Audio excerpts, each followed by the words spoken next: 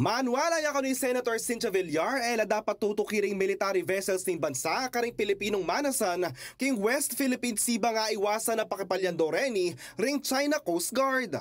Inipisag na ng chairperson na ng Senate Committee on Agriculture and Food king pamaglansad na ng livelihood activities to enhance fisheries yields and economic gains from the West Philippine Sea o Layag WPS king Zubig Zambales sa Martis April 16. Alam ko na ang nagbabantay sa mga mingisda ay BIFAR. Kasi pag BIFAR, parang hindi militarized, di ba?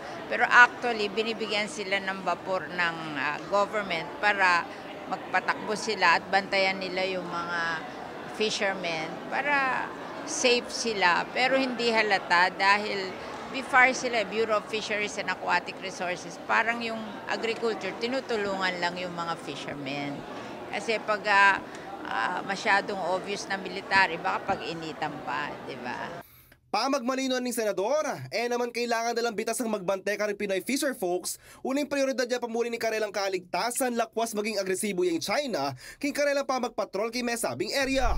At least, alimbawa, hinaras sila, may magsisave sa kanila na hindi naman military, kundi natural naman sa Bureau of Fisheries and Aquatic Resources na alagaan nila yung mga fishermen. Alam nilang may danger sa West Philippine Sea. Kung magka-problema sila, nandun sila para tumulong. Diba? Agpangkang Villar, naman kanu ayawat ng Pilipino amanasan, king West Philippine Sea uling dakalataga na ararakap Kenny. At kahit medyo dangerous sa West Philippine Sea, we cannot stop them because without that, wala silang livelihood. At tayo naman, may endanger din yung food security natin kasi 15% nga naggagaling sa West Philippine Seas. Kaya we should give out our all-out support to the fishermen in the West Philippine Seas para ipagpatuloy nila yung hanap buhay nila, para rin sa kanilang pamilya, para may kita sila, at tayo, para sa atin, yung food security ng bansa. Diba? Linsad na yung Bureau of Fisheries and Aquatic Resources o BIFAR in Layag WPS, bang din na lang sahop ng maigit 300,000 na Pilipinong manasan king West Philippine Sea.